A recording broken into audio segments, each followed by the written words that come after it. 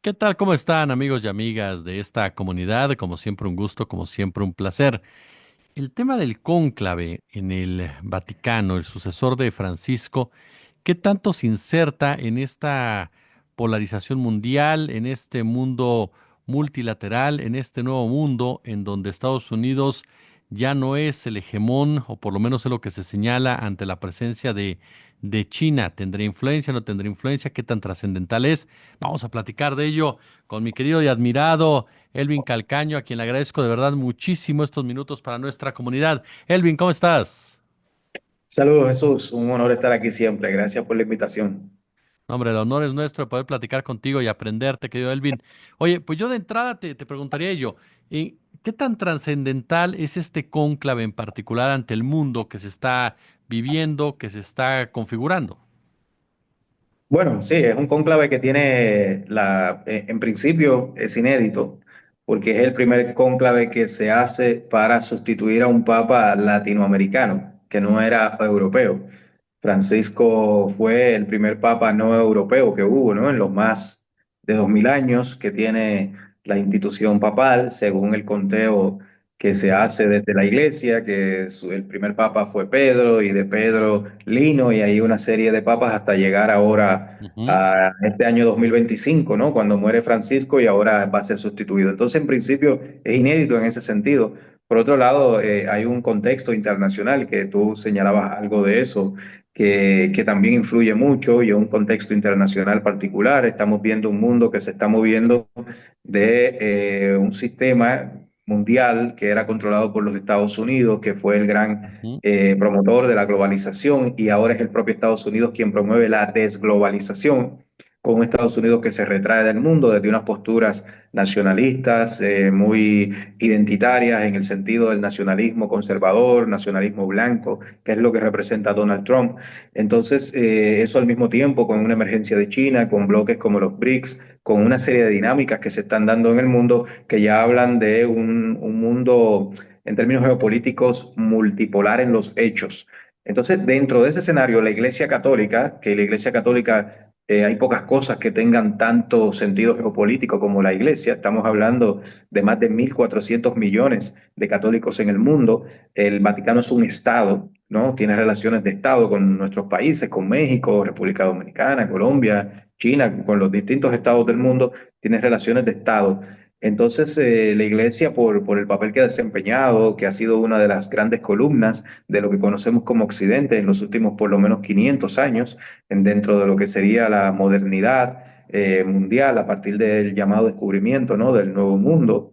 Entonces, la Iglesia Católica tiene, lo que quiero decir con esto, que tiene una inscripción geopolítica en sí misma. Por tanto, que se esté dando este cónclave para sustituir un papa que fue el primero no europeo, en un mundo que está teniendo cambios mundiales muy significativos, con un Estados Unidos dando los giros que está dando con Donald Trump, este cónclave, por lo tanto, tiene un significado que han tenido muy pocos cónclaves en la historia. Oye, ¿crees tú que ahorita con toda esta excelsa explicación que nos das, Elvin, qué tanto puede influir realmente Estados Unidos ya en el colegio cardenalicio? ¿Qué tanto puede influir la Iglesia de Estados Unidos en la decisión que se pueda tomar a favor de algún papa un papa diferente a lo que era Francisco? Eso es una pregunta muy importante porque uno de los debates que hay en la iglesia es si dar continuidad a las reformas y sobre más que reformas, porque la iglesia, una institución tan constitutivamente conservadora como esa, las reformas y los cambios que hizo Francisco no fueron de tanto calado. Pero lo que cambió con Francisco fue el signo de la iglesia, la visión de la iglesia, ¿no? El posicionamiento de la iglesia. Entonces, ahora, con este cónclave, el debate que hay es si se pone un papa, si se elige un papa, que frente a lo que representó Francisco, haga como una suerte de reordenamiento conservador, una iglesia de vuelta a las tradiciones, una iglesia no tan politizada, que no asuma tantas posiciones políticas, una iglesia que no haga críticas tan frontales al capitalismo, a los grandes ricos, a las guerras, como lo hizo Francisco, tan centrada en los pobres y por lo tanto tan militante.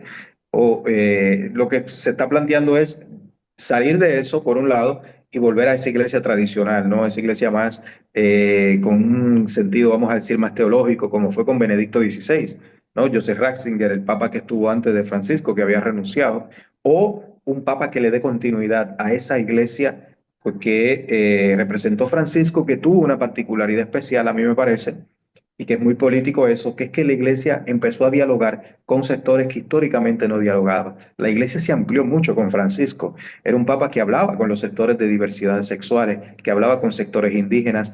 La mayoría de los viajes que hizo Francisco, y eso deja ver mucho de su posición política, fueron a países no católicos, donde la mayoría de la población no es católica, y fueron a países no europeos ni de ni América del Norte, es decir, a África, Asia. Sí, el debate está entonces en este cónclave, en ese sentido, si se le da una continuidad a ese papa de la amplitud de hablar con otros sectores o un papa más conservador.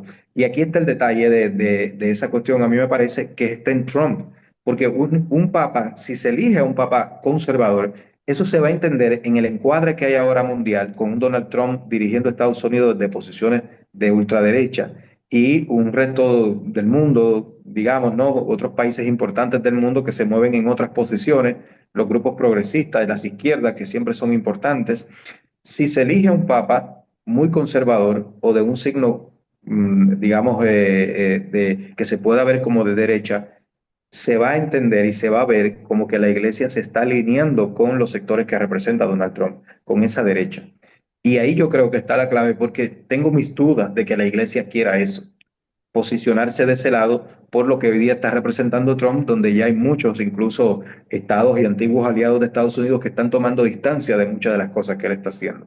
En el encuadre ideológico que hay hoy día en el mundo, la iglesia, si elige a un papa conservador, se va a asumir como que la iglesia se está moviendo hacia esas derechas.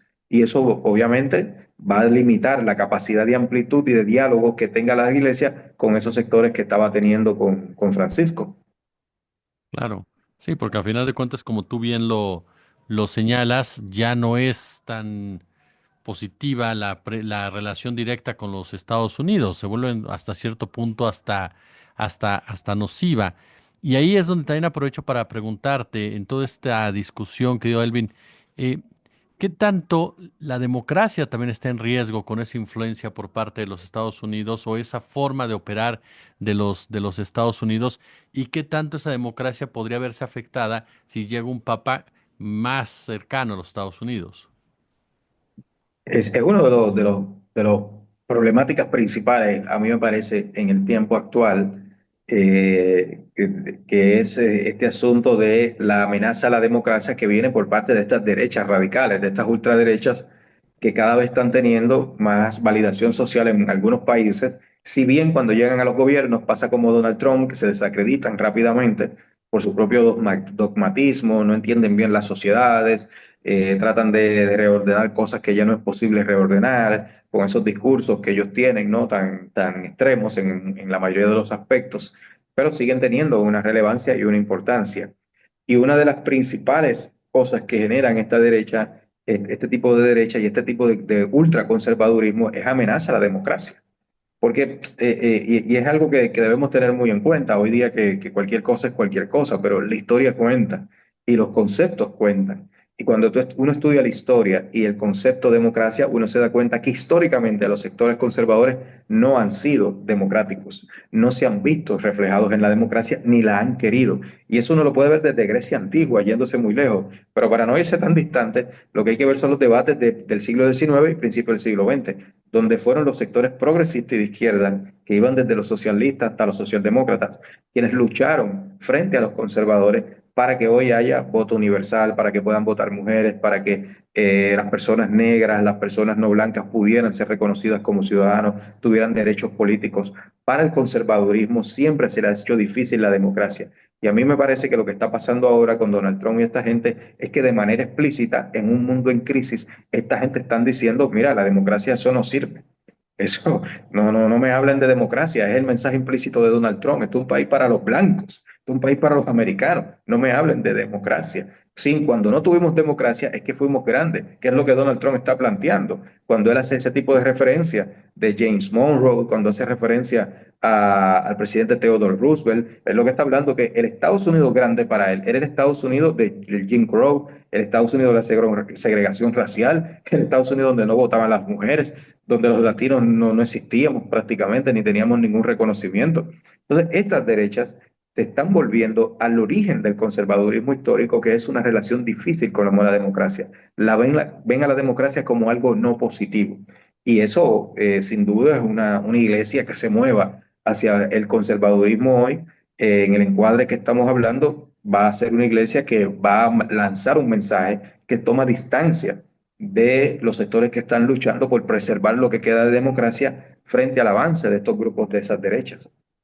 Mencionabas al principio de esta interesante charla que en realidad el Papa Francisco los cambios que hizo no fueron de gran calado, pero sí sus posicionamientos, que lo llevaron a esa postura en donde la derecha no lo pudo ver o por lo menos lanzaba cuestionamientos constantes hasta el grado de calificarlo como comunista, socialista, llegamos a escuchar por ahí, bueno, Anticristo le llegaron a decirle. hasta el maligno, ¿no? Por ahí. Y sí, anticristo le dijeron en algún momento. Oye, esto es el reflejo precisamente de ese temor de una derecha de perder a uno de sus principales aliados o aliados históricos. Claro, sí, una de las cosas que yo entiendo y coincido mucho contigo en eso, Jesús, que las derechas resentían de Francisco, es que puso la iglesia del lado que ellos entienden que no debe estar, que es el lado de las izquierdas, de los progresismos, de la gente que lucha por los pobres, la gente que lucha por la emancipación. Y creo que eso es imperdonable para ellos, ¿no? Que la iglesia, una institución conservadora, una institución asociada a los reyes, asociada al gran poder económico, en cada uno de nuestros países, las iglesias históricamente, cuando uno ve la historia, han estado vinculadas con los grandes ricos, han estado vinculadas desde la colonia con los grandes terratenientes, y que viniera este papa y empezar a hablar de los pobres, empezar a hablar de lo que decía Jesús, que eso es otra de las paradojas y de las contradicciones, ¿no? A este papa se lo condena porque decía las cosas que dijo Jesús. Primero los pobres, hay que perdonar, no se puede juzgar a nadie por lo que quiera, por sus preferencias, lo que decía Jesús.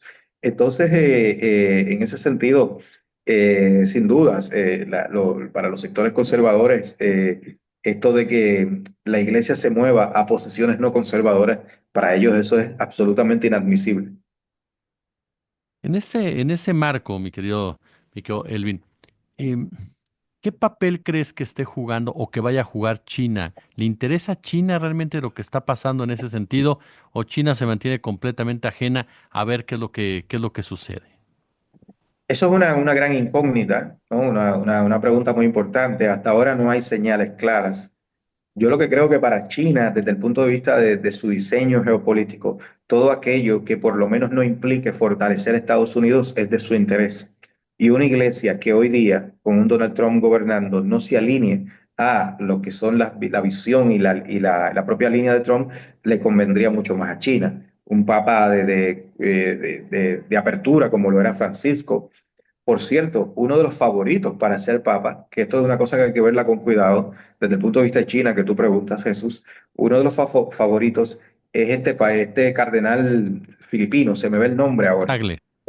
Tagle, es uno de los favoritos. Según incluso mercados de apuestas, siempre aparece entre los tres favoritos. ¿Y por qué digo que esto hay que verlo con cuidado? Bueno, porque Filipinas tiene una relación con China tendente a la tensión por el tema del Mar del Sur de China, que es un área de amplísima disputa entre China y los Estados Unidos de Norteamérica en términos geopolíticos. Para muchos geopolitólogos, ya desde mediados del siglo XX planteaban que el futuro geopolítico del mundo se va a definir en la zona del Mar del Sur de China y en el Asia-Pacífico, en el sudeste asiático. Entonces, si este papa sale electo filipino, habría que ver, yo diría, la historia de vida que él tenga como filipino y cuál es su relación y su visión sobre China desde su inicio de vida. Porque podría ser un papa, yo lo que quiero señalar con esto, dicen que él es un papa progresista, por lo menos cercano ideológicamente a lo que era, ideológica y teológicamente a lo que era Francisco, pero desde el punto de vista de China podría ser un papa que tenga una relación no tan digamos, amable con China por su propia historia de vida personal. Entonces, todo eso yo creo que es un elemento que habría que verlo con cuidado. Es posible que no, que él tenga una gran relación con China. Hay sectores en Filipinas que tienen que una visión muy positiva de China, pero hay otros sectores en Filipinas desde hace mucho tiempo que, influenciados por los Estados Unidos, tienen resistencia a China. Te iba a preguntar también sobre ahorita que mencionabas a Tagle, sobre estas cartas que se han estado manejando alrededor de este cónclave, que si tal personaje, que si este otro personaje, los juegos que hay al interior de este cónclave. El cónclave es político, Elvin, o sea, no es un punto espiritual realmente, sino que es un cónclave político, es política lo que hace ese allá adentro. Absolutamente, eso es lucha de poder. Claro, en términos formales dice que es el Espíritu Santo que elige al Papa, pero bueno, sabemos que la realidad dista un poco de eso desde siempre. Y por cierto, en línea de de esa pregunta, Jesús, que tú haces ahora, fíjate que el mecanismo de elección que hay ahora del Papa, esto con el cónclave y unas votaciones que se hacen, eso se instaura recientemente en términos históricos. ¿Y por qué se instauró? Porque antes de que se eligiera el Papa a través de este cónclave y con este mecanismo, se elegían era a través del lobby. Las grandes familias europeas, sobre todo italianas, porque en un tiempo casi siempre eran italianos los papas, iban al Vaticano a influir, compraban cardenales, les llevaban oro, le ofrecían cosas, y así era que se definía quién iba a ser papa. Para evitar eso, la iglesia instaura el cónclave, que es un mecanismo muy cerrado, donde están concentrados los papas, ahí me parece que es en la Capilla Sixtina, hasta que no elijan un papa no pueden salir de ahí, para que sea una elección más marcada por criterios teológicos religiosos que por criterios de otro tipo. Pero aún así no deja de ser una elección profundamente política, porque como estábamos hablando, ahí lo que se está debatiendo es cuál es la orientación que va a tener la iglesia. Y eso estamos hablando que es orientación política. Totalmente. Mi querido Elvin Calcaño, invita a la gente, por favor, a que se suscriban a tu canal de YouTube. De verdad se los digo, amigos y amigas que nos están escuchando, muy recomendable. Elvin es de los mejores analistas que encuentra usted en la actualidad para entender a este mundo. Mi querido Elvin, ¿dónde te encuentra la gente? No, gracias Jesús por recomendar. Bueno, en YouTube hace un mes tengo un canal allí donde estamos haciendo todos los jueves, sale mañana, a partir de las 1 de la tarde, hora de México, 3 de la tarde por acá en República Dominicana y así en los diferentes horarios de América Latina. Todos los jueves a esa hora sale el podcast que se llama Otra Libertad, donde cada día, cada jueves hablo de un tema, eso todos los jueves y todos los sábados a la misma hora sale otro contenido que generamos en el canal más académico, si se quiere.